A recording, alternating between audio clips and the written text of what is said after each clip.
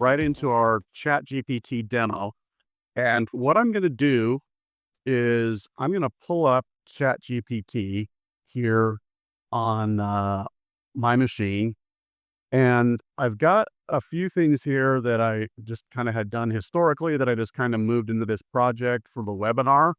So a while back, Microsoft announced that they were no longer supporting Azure Data Studio, right? Which Azure Data Studio started as a port of Visual Studio Code.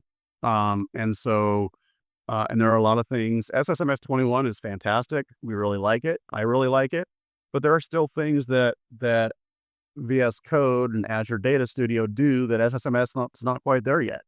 So I said, hey, I want to take Visual Studio Code and set it up to look like Azure Data Studio as close as I can. So here's the prompt. Since Azure Data Studio is being discontinued, what is the best way to configure Visual Studio Code to reproduce the functionality of Azure Data Studio? Boom. It came back and it said, hey, here are all the extensions that I would recommend that you install. Here's how you can save connection profiles. Here's your results grid using notebooks. Here's how you can set up notebooks, projects, and workspaces, all those things. And then, hey, you can use these settings in your settings file, either manually or via settings, and say, hey, I want to set up some connections. I want to format on save. I want to indent, right? So this is a very, quick way to get a simple question, and could I have done this myself? Absolutely. I could have Googled, I could have gone out there and found all these articles, blogs from people who are using Visual Studio Code for SQL Server. But this did a pretty good job of coming up with that, and then I could remember where the global settings were. So I said, hey, I really like this in my main VS Code settings, not a workspace file. So here's how you add it to your global settings. And that's one of the really cool things about ChatGPT is you can ask it follow-up questions, right? To point it in the direction of what you're really looking for. So there's our recommended settings, recommended extensions, and so forth, right? Next example, restore from blob history, right? DBA Tools does a great job. You can point it at a folder of backups, full, differential, transaction log backups, and say, hey, build me a restore command, right? That will get the most recent full, the most recent diff, and all the transaction logs since that diff, right? Well, you can't do that if you're backing up to an Azure storage account because it works differently, right? So I said, hey, I want to use the backup history in MSDB for a database. It's backing up to blob storage and build the restore commands to restore the most recent full backup along with all logs since that full, right? This took 3 minutes and 9 seconds, and it came back with a SQL script to do this, right? To build those restore commands from MSDB. And the use case here was that I was doing manual seeding for an availability group, right? So I needed to get the backup history from the primary and build the restore commands to restore the database on a secondary, right? But then I said, you know what, that's cool, but I prefer DBA tools and PowerShell. So it came up with this script, new DBA Azure restore script. And if you look at its parameters, it takes the instance, the database, the Azure credential, all right, because when you're backing up to blob storage and when you're accessing blob storage, you use a credential that's tied to a SAS token. Do I want to include differentials? What's my target database name? Is this going to be with recovery or no recovery? Do I want to replace the database, right? I can say output this as a file, right? Or not, right? And it's going to build that script, right?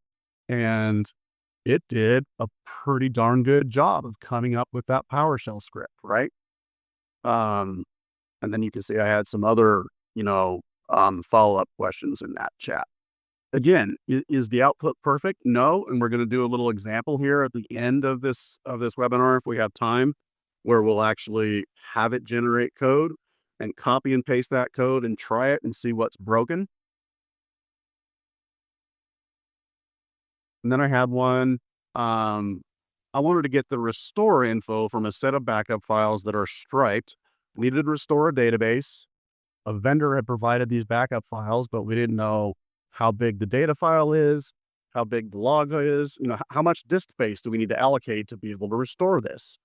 So again, this was a simple one because it's using DBA tools, read DBA backup header, right? And going through, and I asked it some follow-up questions. Oh, by the way, this is TDE encrypted. I need the certificate, right? So then it tells me how to install the certificate. None of these are things I don't know how to do, right? Don't get me wrong, but ChatGPT in often cases is going to be faster than me going and finding those scripts in my script library, right? So here's another common one. We all love messing with service principal names, right? Not really. I've given sessions on Kerberos and service principal names, and I don't even like messing with them, right? So I often have to use set SPN to create SPNs. So here we said, for a SQL Server availability group called SQL AG, with replicas on SQL 1, 2, 3, and 4, in the domain foo.bar, with the service count being foo, GMSA, SQL service, $, what SPNs need to exist? And it spit out this script of set SPN commands for all the replicas along with the listener itself, right? And then it also gave me, hey, if you need to look for duplicates, if you need to delete, maybe I go run these commands and it fails because of a constraint violation. I could have said, hey, how do I find the ones that are there?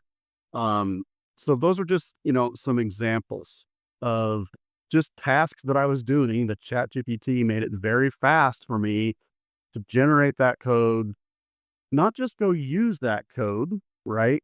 But again, it's this junior DBA analogy, right? If we have someone that we can say, hey, go write this script for me. I'm going to look at the script. I'm going to tweak it. There might be some things that aren't quite right. Last one here, this disk speed SQL workload, right? So if you're familiar with disk speed, it's a tool that Microsoft has for profiling I/O on a disk, right? So say I've got a new SQL server.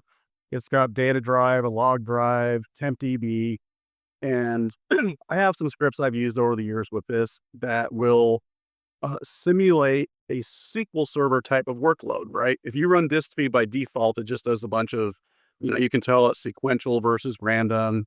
It'll do them probably 4K default, but we want it to look like SQL Server, right?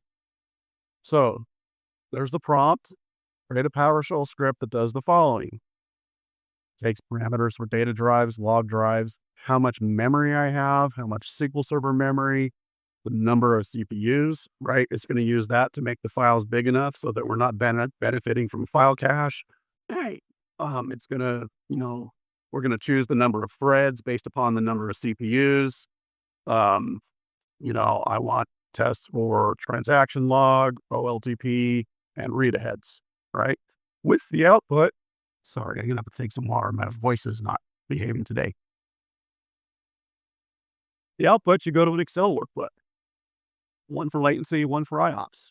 Okay. So it put together this script, right? And it's using the disk speed. It's using a PowerShell module that you might be familiar with called import Excel to generate the Excel. So it went through, built this script, explains why it did what it did, SQL style patterns, cache busting file sizes, XML parsing for Excel, right? And then I gave it some more details. Azure VMs using this. Let's add tests for tempdb, which contains tempdb data and log files. Go through and, I was within, it took me about an hour or two total, right, to take this script. I did end up tweaking it a little bit, right, for the use case. But I now have well, I actually have a blog article that I'm going to publish pretty soon. That's exactly this disk feed. Hey, here's how you can test your SQL Server IO. And what you all know that, I'll mention in the blog article is that ChatGPT generated most of that. So, um, okay. So that's ChatGPT, right? There are lots of other things that we could talk about, right? Generating, ChatGPT, just using it as an app like that doesn't know about your schema or your data, right? So, Copilot, which is integrated with SSMS, you can do things like say, hey, do this in this database, right? I need a set of CRUD stored procedures for this table, right? Um, for ChatGPT, I'm gonna have to tell it my schema. But sometimes I'll still do that. I'll script out a table and say, hey, I want a query that does X, and here's the table schema, right? And it will put that together. So that's ChatGPT.